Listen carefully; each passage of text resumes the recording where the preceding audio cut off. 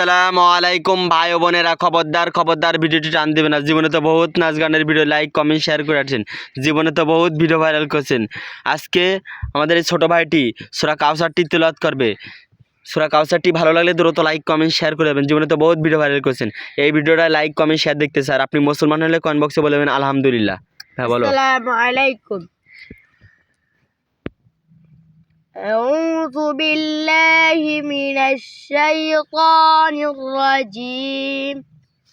بسم الله الرحمن الرحيم.